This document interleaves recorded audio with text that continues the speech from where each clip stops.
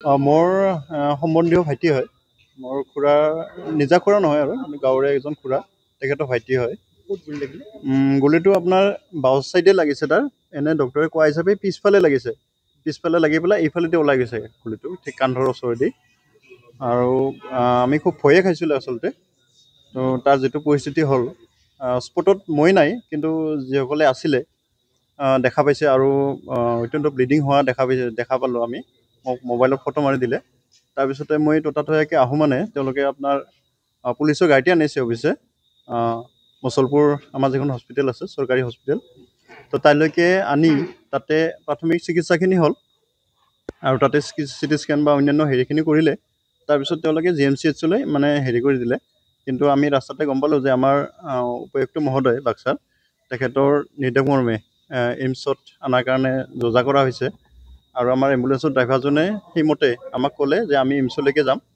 তো এতিয়া কণ্ডিশ্যন মোটামুটি ঠিকে আছে। অস্ত্ৰোপচাৰ হ'ল। অস্ত্ৰোপচাৰ মানে বিশেষ হেৰি নহয় আৰু তেখেতৰ যিটো গুলিৰ মানে ফুটা হৈছিলে, সেই ফুটাত পানী জমা আৰু ব্লাড জমা হোৱা বুলি কৈছে ডক্টৰে। আৰু সেইখিনি পাইপৰ জৰিয়তে ওলোৱাৰ তেওঁলোকে খুব ততাতৈয়াকৈ বেছি ব্যৱস্থাখিনি কৰিছে, ভাল লাগিছে এইখিনি। আৰু বৰ্তমান তেওঁ সুস্থ থকা বুলি আমি গম পাইছোঁ। কি নাম হয়? তেখেতৰ নাম দীপক মিধি। ক'ত ঘৰ আছিলে? জলাগাঁও, এনে গাঁওখন জলাগাঁও, ডুমৰিৰ পৰা অকণমান পশ্চিম ফালে, বাক্সা জিলাত। একেষাৰে ক'ব পাৰি তেওঁ সুস্থ হৈ আছে? মোটামুটি সুস্থ হৈ আছে। এতিয়া ধৰক বাকী ৰিপৰ্টবিলাক বাৰু অহা নাই, কিন্তু আহিলে গোটেইখিনি হয়তো গম পাম। কিন্তু যি ধৰণৰ কথা বতৰা কৈ আছে তেখেতে, বেমাৰীৰ মানে ল'ৰাজনে কথা বতৰা পাতি আছে। হয়, মই তেওঁৰ লগতে আছোঁ।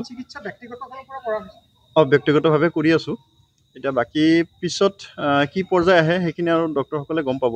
গুলিটো সোমাই ওলাই গৈছে। ডক্টৰসকলে ওলাই যোৱা বুলি কৈছে, পিছফালেদি সোমাই পেলাই আগফালেদি ওলাই যোৱা বুলি কৈছে। মোৰ সম্বন্ধীয় ভাইটি হয়। মোৰ খুৰা নিজা খুৰা নহয় আৰু গাঁৱৰে এজন খুৰা, তেখেতৰ ভাইটি হয়। ক'ত গুলি লাগিলে? গুলিটো আপোনাৰ বাওঁ ছাইডে লাগিছে তাৰ। এনে ডক্টৰে কোৱা হিচাপে পিছফালে লাগিছে। পিছফালে লাগি পেলাই এইফালেদি ওলাই গৈছে গুলিটো, ঠিক কান্ধৰ ওচৰেদি। আৰু আমি খুব ভয়ে খাইছিলোঁ আচলতে। তো তাৰ যিটো পৰিস্থিতি হ'ল, স্পটত মই নাই, কিন্তু যিসকলে আছিলে দেখা পাইছে আৰু অত্যন্ত ব্লিডিং হোৱা দেখা পালোঁ আমি। মোক মোবাইলত ফটো মাৰি দিলে।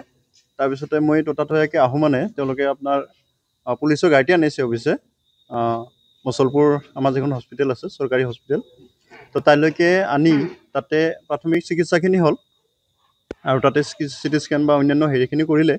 তাৰপিছত তেওঁলোকে GMCHলৈ মানে হেৰি কৰি দিলে। কিন্তু আমি ৰাস্তাতে গম পালোঁ যে আমাৰ উপায়ুক্ত মহোদয় বাক্সাৰ, তেখেতৰ নিৰ্দেশমৰ্মে এইমছত অনাৰ কাৰণে যোজা কৰা হৈছে। আৰু আমাৰ এম্বুলেঞ্চৰ ড্ৰাইভাৰজনে সেইমতে আমাক ক'লে যে আমি এইমছলৈকে যাম।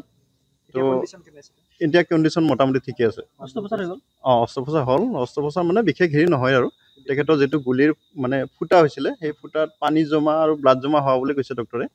আৰু সেইখিনি পাইপৰ জৰিয়তে ওলোৱাৰ তেওঁলোকে খুব ততাতৈয়াকৈ বেছি ব্যৱস্থাখিনি কৰিছে, ভাল লাগিছে এইখিনি।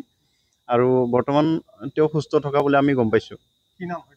তেখেতৰ নাম দীপক মিধি। ক'ত ঘৰ আছিলে? জলাগাঁও, এনে গাঁওখন জলাগাঁও, ডুমৰিৰ পৰা অকণমান পশ্চিম ফালে, বাক্সা জিলাত। একেষাৰে ক'ব পাৰি তেওঁ সুস্থ হৈ আছে? মোটামুটি সুস্থ হৈ আছে। এতিয়া ধৰক বাকী ৰিপৰ্টবিলাক বাৰু অহা নাই, কিন্তু আহিলে গোটেইখিনি হয়তো গম পাম। কিন্তু যি ধৰণৰ কথা বতৰা কৈ আছে তেখেতে, বেমাৰীৰ মানে ল'ৰাজনে কথা বতৰা পাতি আছে।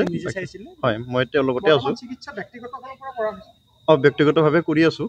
এতিয়া বাকী পিছত কি পৰ্যায় আহে সেইখিনি আৰু ডক্টৰসকলে গম পাব। গুলিটো সোমাই ওলাই গৈছে। ডক্টৰসকলে ওলাই যোৱা বুলি কৈছে, পিছফালেদি সোমাই পেলাই আগফালেদি ওলাই যোৱা বুলি কৈছে।